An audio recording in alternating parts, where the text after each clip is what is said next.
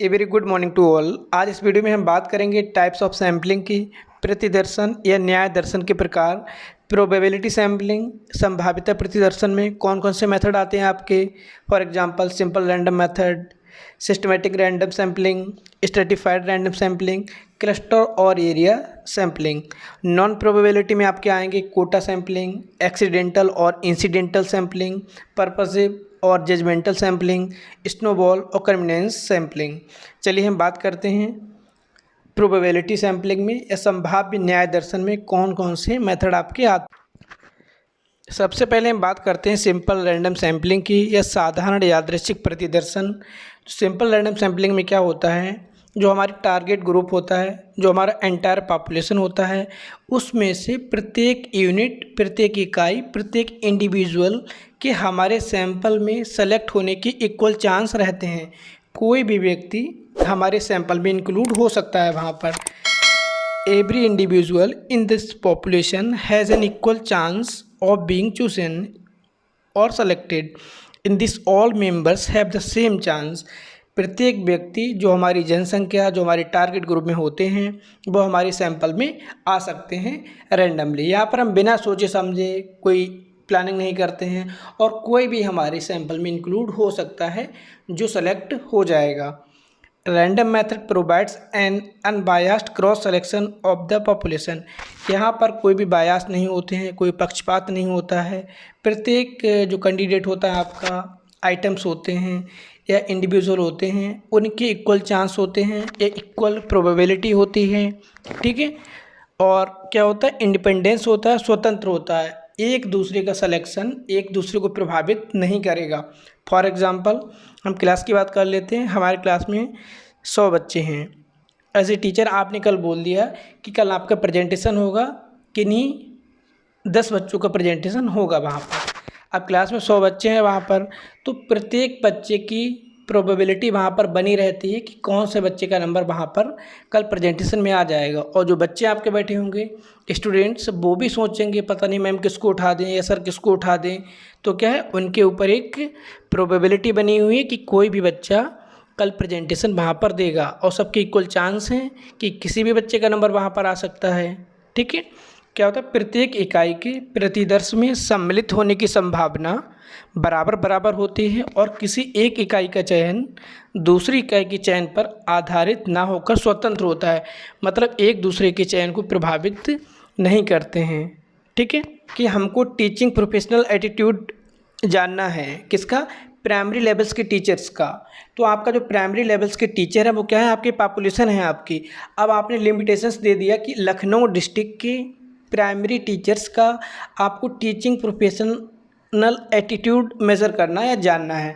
तो अब आप क्या होगा, आपने वहाँ पर लखनऊ डिस्ट्रिक्ट के जितने भी कॉलेज होंगे प्राइमरी के, आप उनकी लिस्ट बना लेंगे वहाँ पर, उनको रैंडमली आप सेलेक्ट कर लेंगे वहाँ पर। क्योंकि जब आप पूरे लखनऊ डिस्ट्रिक्ट की बात करते हैं या जो आपका होम डिस्ट्रिक्ट होगा उस डिस्ट्रिक्ट की बात करते हैं, तो बहुत आपके प्राइमरी के टीचर्स हो जाएंगे और प्रत्येक टीचर्स को आप अपनी स्टडी में इंक्लूड नहीं कर सकते हैं।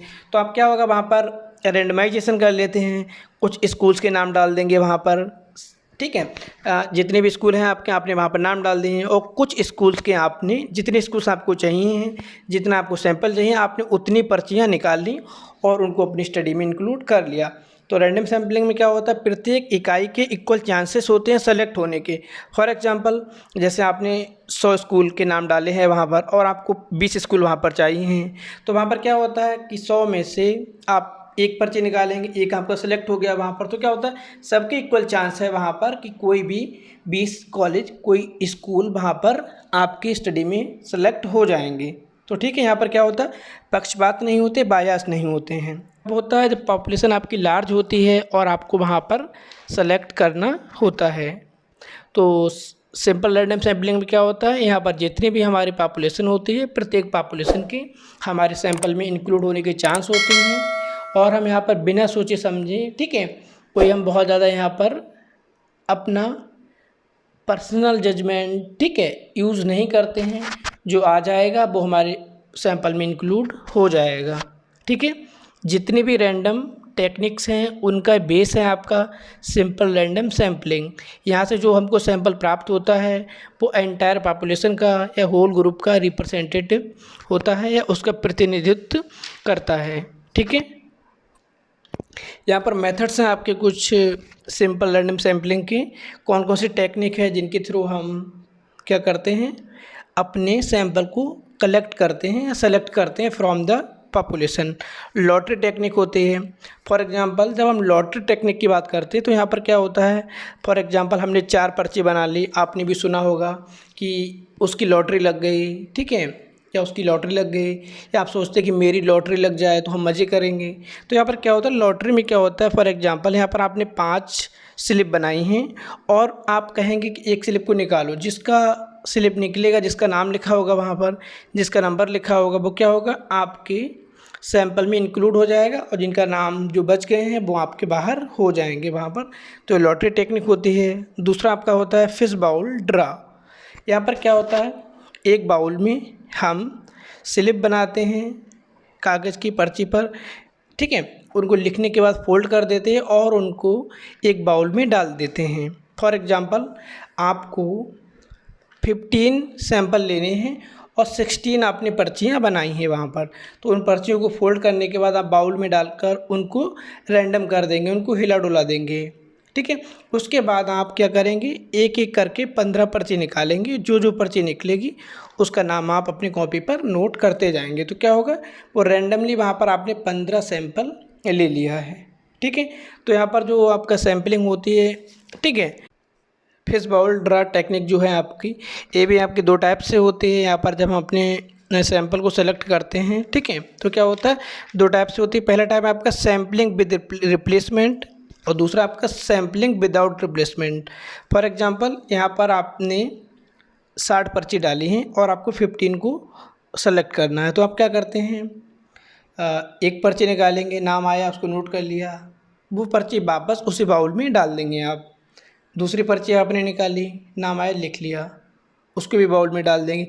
तीसरी बार क्या हुआ कि आपका नाम रिपीट हो गया, वो नाम आप पहले लिख चुके हैं, तो क्या करेंगे, उसको आप काउंट नहीं करेंगे, उसको फिर से बाउल में डाल देंगे, दोबारा फिर निकालेंगे।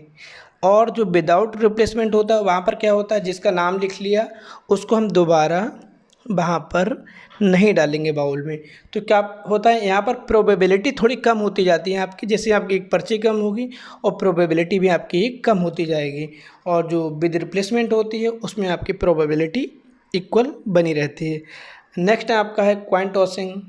कॉइन टॉसिंग क्या होता है, यहाँ पर हेड और टेल, यहाँ पर प्रोबेबिलिटी रहती है 1/2 की, ठीक है, या तो हेड आएगा या टेल आएगा आपका। तो यहाँ पर हेड और टेल के थ्रू हम सैंपल को सेलेक्ट करते हैं। क्लियर। तो जो रैंडम सैम्पलिंग होती है आपकी, तो यहाँ पर प्रत्येक व्यक्ति के हमारे सैंपल में इंक्लूड होने के इक्वल चांस रहते हैं। अगले हम बात करते हैं सिस्टमैटिक रैंडम सैम्पलिंग की, ठीक है, या व्यवस्थित यादृच्छिक प्रतिदर्शन। इसमें क्या होता है, each member of sample comes after an equal interval. यहाँ पर जो पॉपुलेशन से जो हमारा ग्रुप होता है हम उनको सैंपल में इंक्लूड करते हैं। तो क्या होता है, एक रेशियो होता है, एक हम इंटरवल बना देते हैं कि इस नंबर के लोगों को हमको लेना है, मतलब एक सिस्टमेटिक वे में हम इसको अरेंज करते हैं। Systematic sampling is the type of simple random sampling. जो सिस्टमेटिक रैंडम सैम्पलिंग है आपकी, ठीक है, ये आपके रैंडम सैम्पलिंग का ही टाइप है। क्या होता है, for example each member of the sample comes after an equal interval from its previous numbers, ठीक है। यहाँ पर आप देख रहे होंगे कि 15 नंबर्स हैं और हमको 5 कैंडिडेट सेलेक्ट करने हैं। तो आप यहाँ पर क्या करेंगे, k equal to n, capital N equal to population, small n equal to sample. अब आपका कैपिटल N 15 है, स्मॉल n आपको 5 का सैंपल लेना है, तो 15 को आप 5 से डिवाइड कर देंगे, तो यहाँ पर 3 आ जाएगा। जितने भी थर्ड के नंबर आएंगे आप उनको अपने सैंपल में ले लेंगे, तो आपका यहाँ पर हर तीसरा आपके सैंपल में इंक्लूड हो जाएगा, जो कि एक सिस्टमेटिक वे में है। आगे और समझते हैं। यहाँ पर 50 बच्चे हैं हमारे, और 50 बच्चे में आपको 10 बच्चों को सेलेक्ट करना है सिस्टमेटिक वे में। तो यहाँ पर हम क्या करेंगे, हमारा n जो पॉपुलेशन है वो 50 की है और सैंपल हमको 10 का लेना है यहाँ पर, तो हम 10 से 50 को डिवाइड कर देंगे, 5 आएगी। तो यहाँ पर 50 तक हर 5वें व्यक्ति को हम अपने सैंपल में इंक्लूड कर लेंगे। जैसे आपका 5th हो गया, 10th हो गया, 15th हो गया, 20th हो गया, इस तरह से आपने 10 बच्चों को यहाँ पर क्या किया, सेलेक्ट कर लिया। तो ये भी आपका सिंपल रैंडम का ही टाइप होता है, जिसको हम सिस्टमेटिक रैंडम सैम्पलिंग कहते हैं। अगले हम बात करते हैं यहाँ पर स्ट्रेटिफाइड रैंडम सैम्पलिंग, व्यवस्थित यादृच्छिक प्रतिदर्शन की। ठीक है, the population is divided into smaller homogeneous group of strata by some characteristic. जो आपका स्ट्रेटिफाइड रैंडम सैम्पलिंग होता है, यहाँ पर जो हमारी पॉपुलेशन होती है, ठीक है, वो हेट्रोजेनियस ग्रुप में होती है। फिर उसके हम इक्वल ग्रुप बनाते हैं होमोजीनियस के, जिनके कैरेक्टरिस्टिक सेम होते हैं। ठीक है, क्या कर लेते हैं हम यहाँ पर स्ट्रेटा बनाते हैं। स्ट्रेटा का मतलब यहाँ पर ग्रुप है आपका, population divided into groups, population को ग्रुप्स में डिवाइड कर लेते हैं या स्ट्रेटा बना लेते हैं।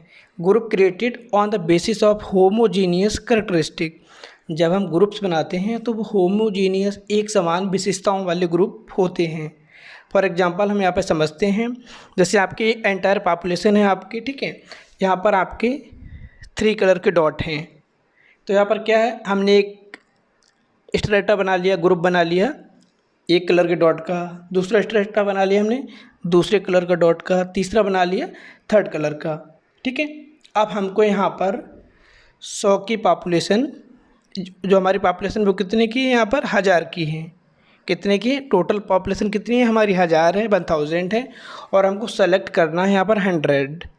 ठीक है, तो अब हम यहाँ पर क्या करेंगे, जो हमारा फॉर एग्जांपल यहाँ पर टॉपिक हो सकता है कोई भी, कि हमको बच्चों की पर्सनालिटी मेज़र करनी है, पर्सनालिटी के बारे में जानना है। किसकी, जो ग्रेजुएशन में पढ़ते हैं आपके, जो स्नातक के बच्चे आपके हैं। तो यहाँ पर बीए के बच्चे हो जाएंगे फॉर एग्जांपल आपके 500, ठीक है, बीएससी के आपके हो जाएंगे 300 और बीकॉम के आपके हो जाएंगे 200।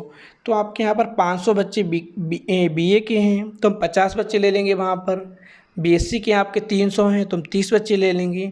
बीकॉम के 200 हैं तो 20 बच्चे हम यहाँ पर इंक्लूड कर लेंगे और हमारा 100 का सिलेक्शन हो जाएगा। तो यहाँ पर क्या था, पॉपुलेशन में जो हेट्रोजीनियस पॉपुलेशन है यहाँ पर, क्योंकि मिक्स है आपके, यहाँ पर हमने कैरेक्टरिस्टिक के बेस पर अलग अलग स्ट्रेटा बना लिए। पहला आपका बीए का हो गया, दूसरा आपका बीएससी का हो गया, तीसरा आपका बीकॉम का हो गया है। तो हम यहाँ पर क्या करते हैं, जो हम रेशियो लेते हैं, रेशियो फिक्स लेते हैं। फॉर एग्जांपल आपके बीए के 500 बच्चे हैं, आपने वहाँ पे 500 की जगह 50 की जगह पे आपने 20 ले लिए। बीएससी में आपके 300, आपने 50 लिए। तो जो आपके रिजल्ट आएंगे, जो फाइंडिंग्स आएंगी, वो आपके पॉपुलेशन को रिप्रेजेंट नहीं कर पाएंगे। ठीक है, तो यहाँ पर क्या है, हम निश्चित अनुपात में लेंगे। फॉर एग्जांपल जैसे बीए में हमारे 500 हैं तो हमने 50 ले लिए यहाँ पर, बीएससी में 300 है 30 ले लिए, बीकॉम में 200 हमने 20 ले लिए। तो यहाँ पर आपके 100 हो जाते हैं। और जो आपका स्ट्रेटिफाइड रैंडम सैम्पलिंग होता है, इसमें भी क्या होता है, 2 टाइप का होता है। एक आपका प्रोपोर्शनेट होता है, जिसको हम बोलते हैं समानुपात। सेकंड आपका रहेगा डिसप्रोपोर्शनेट। इसमें क्या होता है, ये आपका असमानुपात होता है। यहाँ पर हम जैसे जैसे हमको संख्या मिलती है हम वैसे वैसे ले लेते हैं, कोई हम निश्चित डेफिनेट यहाँ पर क्या कहते हैं पोर्शन नहीं रखते हैं। तो ये आपका क्या था, स्ट्रेटिफाइड रैंडम सैम्पलिंग। अब इसमें क्या होता है, इसमें हम डाइवर्स कैरेक्टरिस्टिक को क्या करते हैं, कवर करते हैं, क्योंकि इसमें हम कैरेक्टरिस्टिक के बेस पर ग्रुप बनाते हैं। ठीक है, और इसमें क्या हो सकता है, इसमें कंपैरिजन हो सकती है, कंपैरेटिव स्टडी भी हो सकती है, इन्फॉर्मेशन रिलायबल होती है। आगे हम बात कर लेते हैं यहाँ पर क्लस्टर एरिया सैम्पलिंग की, ठीक है, या गुच्छ प्रतिदर्शन की या सामूहिक प्रतिदर्शन की। इसमें क्या होता है, क्लस्टर में a researcher select sampling unit at random then does complete observation of all units in the group. For example जब हम क्लस्टर की बात करते हैं तो हमारा पॉपुलेशन बहुत लार्ज होता है। तो यहाँ पर क्या करते हैं हम, रैंडम सैम्पलिंग की तरह ही फॉर एग्जांपल आपको लखनऊ डिस्ट्रिक्ट में, ठीक है, प्राइमरी में पढ़ने वाले बच्चे हैं, उनके मेंटल हेल्थ के बारे में स्टडी करनी है। तो आप यहाँ पर क्या करेंगे, रैंडमाइजेशन के थ्रू प्राइमरी के जो स्कूल्स हैं, कुछ स्कूल्स को आप सेलेक्ट कर लेंगे। स्कूल को आपने सेलेक्ट किया कैसे, रैंडमाइजेशन के थ्रू। अब वहाँ पर आप 2 3 4 5 स्कूल को आपने सेलेक्ट किया, ठीक है, क्लस्टर को सेलेक्ट कर लिया, ठीक है, ग्रुप को सेलेक्ट कर लिया। अब यहाँ पर हम इंडिविजुअल किसी बच्चे को सेलेक्ट नहीं करते हैं, पूरे पूरे ग्रुप को सेलेक्ट करते हैं, पूरे पूरे क्लस्टर को सेलेक्ट करते हैं और उस क्लस्टर में जितने भी व्यक्ति आते हैं, जितने भी आइटम्स आते हैं, सबके ऊपर हम स्टडी करते हैं। तो क्या होता है, total population is divided into small recognised group और sub division known as cluster, ठीक है। तो इसमें क्या होता है, आउट ऑफ ऑल क्लस्टर, फिर हम क्लस्टर को उठाते हैं, वहाँ पर हमने क्लस्टर बना लिए हैं, वहाँ पर कुछ क्लस्टर को हमने रैंडमाइजेशन के थ्रू उठा लिया और होल को, पूरे क्लस्टर को हम क्या करेंगे, स्टडी करेंगे। ऑल यूनिट और items covered by the selected cluster are included in our sample, हमारे सैंपल में इंक्लूड होंगे, ठीक है। और क्या करना है आपको, क्लस्टर बनाते समय ध्यान रखना है क्लस्टर ज़्यादा बिगर ना हो, आपका small as well as possible, ठीक है। और क्या आपका the numbers of unit in cluster should be same, जैसे आपने 4 क्लस्टर बनाए तो हर क्लस्टर में जो आपके नंबर ऑफ कैंडिडेट हैं, नंबर ऑफ यूनिट्स हैं, वो इक्वल रहें। अगर आपके इधर उधर होंगे तो आपके जो आपका रिजल्ट होंगे, जो फाइंडिंग्स होंगी, सैम्पलिंग एरर बढ़ेंगी आपकी, ठीक है। तो आप for example your research involves kindergarten school, आपको एक रिसर्च करनी है जिसमें आपने किंडरगार्टन स्कूल्स को सेलेक्ट करना है। तो आपने क्या किया, 15 स्कूल को, फॉर एग्जांपल 100 स्कूल हैं आपके डिस्ट्रिक्ट में, आपने रेंडमाइजेशन के थ्रू 15 स्कूल को सेलेक्ट कर लिया। अब वो 15 स्कूल आपके क्लस्टर हैं, ठीक है। अब उन 15 स्कूल्स के अंदर आपको बच्चे को इंडिविजुअल सेलेक्ट नहीं करना है, क्योंकि आपने 15 स्कूल को, 15 क्लस्टर को सेलेक्ट कर लिया है। उन 15 स्कूल में जितने भी बच्चे होंगे उनके ऊपर आपको स्टडी यहाँ पर करनी होगी, ठीक है। इसीलिए हम इसको एरिया सैम्पलिंग भी बोलते हैं। फॉर एग्जांपल आप यहाँ पे देख रहे होंगे, जैसे आपके पॉपुलेशन है जिसको हमने क्लस्टर में डिवाइड कर लिया है, ठीक, पहला क्लस्टर, दूसरा क्लस्टर, तीसरा, चौथा, पाँचवा, छठा। अब यहाँ पर हमने कोई 2 क्लस्टर ले लिए हैं। अब इस क्लस्टर में आपने देखा होगा हमने पूरा क्लस्टर उठाया है, ना कि एक एक कैंडिडेट को उठाया है। तो क्लस्टर में क्या है, पूरे क्लस्टर को उठा के हम अपने सैंपल में इंक्लूड करते हैं। This is not any person, किसी एक व्यक्ति को नहीं, ठीक है, या किसी ऑब्जेक्ट को नहीं, बट ए क्लस्टर, एक पूरे क्लस्टर को या पूरे ग्रुप को हम इंक्लूड कर लेते हैं। फॉर एग्जांपल पूरे स्टूडेंट को हमने कर लिया, क्लास को, पूरे स्कूल को, पूरे ग्रुप को। वैसे रैंडम में क्या होता था, आपने एक क्लास में 100 बच्चों में 15 को सेलेक्ट कर लिया होता है, लेकिन क्लस्टर में क्या है, क्लस्टर में आपने पूरी क्लास को वहाँ पर क्लस्टर में ले लिया, आपने प्रत्येक बच्चे के ऊपर अध्ययन आप करेंगे वहाँ पर। तो यहाँ पर क्या होता है, पूरी यूनिट आपकी कैसे आती है, क्लस्टर के रूप में आती है, ग्रुप के रूप में आती है, बंच के रूप में आती है। क्लियर। अब हम आगे बात कर लेते हैं नॉन प्रोबेबिलिटी सैम्पलिंग की, असंभावित न्याय दर्शन। इसमें क्या होता है, अपनी सुविधा के अनुसार, अपने कन्वेंस के अनुसार, ठीक है, सैंपल को हम सेलेक्ट करते हैं, कम समय में आसानी से हो जाता है, ठीक है। सभी का चयन ना कर कर जो हमारे उद्देश्य को फुलफ़िल कर रहे होते हैं, जो ईज़िली अवेलेबल हों, वहाँ पर एक्सेसिबल हों आपके, उनको इंक्लूड हम कर लेते हैं। पक्षपात की संभावना रहती है यहाँ पर। पक्षपात की संभावना कैसी रहती है, क्योंकि यहाँ पर आप रैंडमाइजेशन नहीं करते हैं, वहाँ पर तो रैंडमाइजेशन करते हैं, सबके इक्वल चांस रहते हैं, तो यहाँ पर सैम्पलिंग एरर भी आपकी ज़्यादा होती है। पहला है आपका कोटा सैम्पलिंग, ठीक है। हम बात करते हैं यहाँ पर कोटा सैम्पलिंग की, कि कोटा सैम्पलिंग आपका क्या होता है, ठीक है। जैसे आपका स्ट्रैटिफाइड रैंडम सैम्पलिंग था, उसी की तरह कोटा सैम्पलिंग होता है। अब यहाँ पर क्या है, कोई रैंडमाइजेशन नहीं होता है, और जो स्ट्रैटिफाइड रैंडम सैम्पलिंग था वहाँ पर रैंडमाइजेशन हुआ था। The selection of the sample is made by the researcher, यहाँ पर जो सलेक्शन है रिसर्चर के द्वारा किया जाता है, वो जो डिसाइड करता है कि किसको वो अपने ग्रुप में लेगा, अपने सैंपल में लेगा, अपने अकॉर्डिंग, अपने विवेक के अकॉर्डिंग, ठीक है, अपने जजमेंट के अकॉर्डिंग यहाँ पर इंक्लूड करेगा। बेसिस क्या रहते हैं आपके कोटा के, बेसिस रहते हैं आपके age, gender, education, race, religion, socio economic status. For example आपको एक ग्रुप मिला है, ठीक है, आपको स्टडी करनी है एटीट्यूड के ऊपर, कि उनका एटीट्यूड क्या है, वो एटीट्यूड किसी के बारे में भी आप जान सकते हैं। तो वहाँ पर जो पॉपुलेशन है आपकी, ठीक है, उसमें क्या है, मिक्स होंगे आपके पॉपुलेशन में। तो आपने वहाँ पर 20 साल से अधिक, ठीक है, जो 20 साल से एबव हैं या 20 ईयर से एबव हैं, उनको अपने सैंपल में सेलेक्ट कर लिया है। और किनको, मेल को करना है कि फीमेल को करना है, वो आपके ऊपर डिसाइड करेगा। तो आप यहाँ पर कोटा बना लेते हैं कि कौन कौन किस किस लोगों को हमको लेना है। कोटा का मतलब ये होता है आपने कोटा फिक्स कर दिया है कि हमको 10 मेल लेने हैं, 10 फीमेल लेने हैं और कितनी एज के लेने हैं, तो ये आपके ऊपर डिपेंड करता है। आगे हम देखते हैं। फॉर एग्जांपल यहाँ पर एक अनुसंधान करता है, रिसर्चर है, उसको डेटा कलेक्ट करना है 40 एडल्ट से और 20 एडोलसेंट से, मतलब 40 वयस्क और 20 किशोरावस्था के लोगों से, इन ऑर्डर टू स्टडी, अपने अध्ययन के लिए, कि टेलीविज़न व्यूइंग हैबिट्स, टेलीविज़न देखने का क्या प्रभाव पड़ता है। तो क्या करता है वो कोटा बना लेता है, 20 एडल्ट मैन को सेलेक्ट कर लेगा और 20 एडल्ट वुमेंस को सेलेक्ट कर लेगा, 10 गर्ल्स को सेलेक्ट कर लेगा एडोलसेंट की और 10 बॉय को कर लेगा। तो यहाँ पर उसने कोटा फिक्स कर दिया, उसके अकॉर्डिंग वहाँ पर उसने उनका इंटरव्यू ले लिया। तो यहाँ पर क्या था, कोई रेंडमाइजेशन नहीं किया गया, जो उसको मिला ईजिली एक्सेसिबल था उसको उसने इंक्लूड स्टडी में कर लिया। Clear.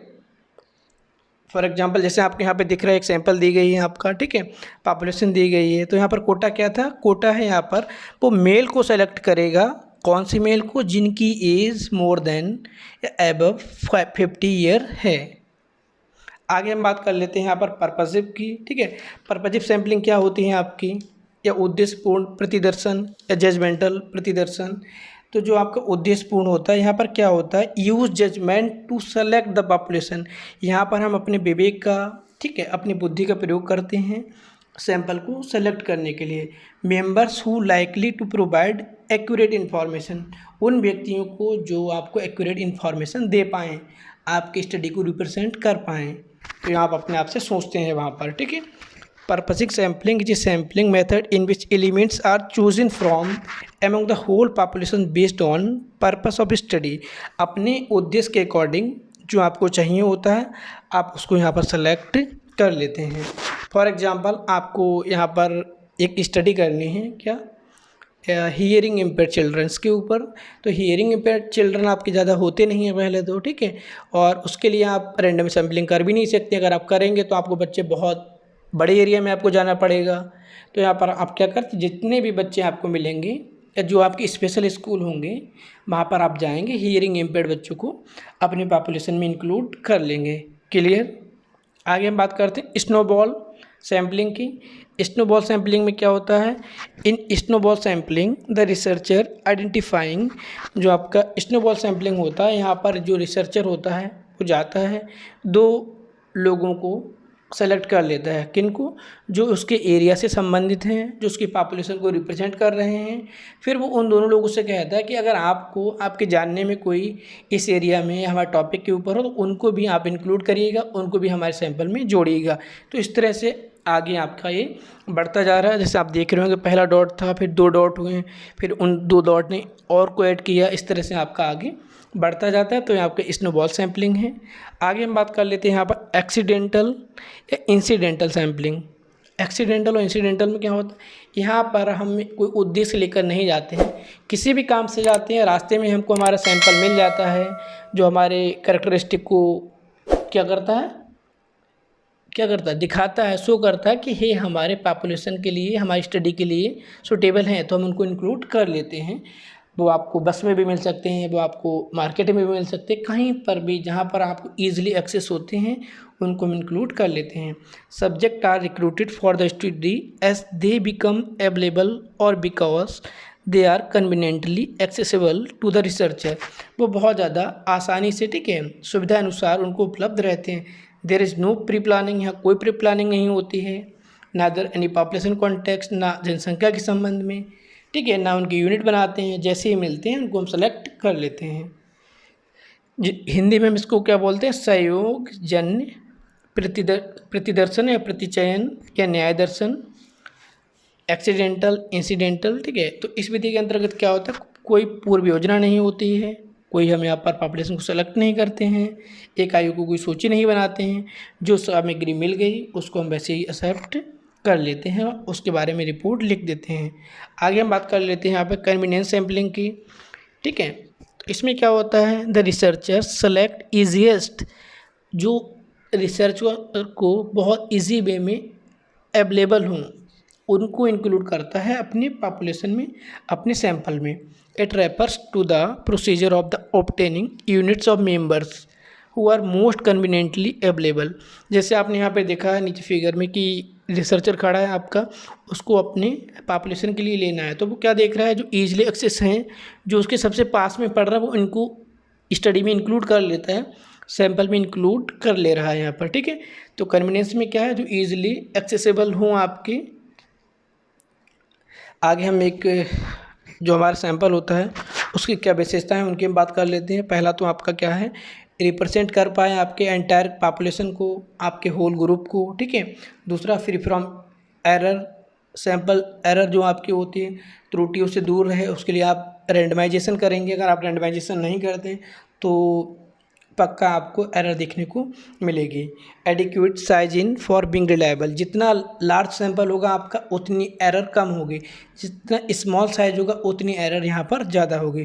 Free from random sampling error, और आप रैंडम सैम्पलिंग के थ्रू करेंगे तो एरर आपकी नहीं आएगी।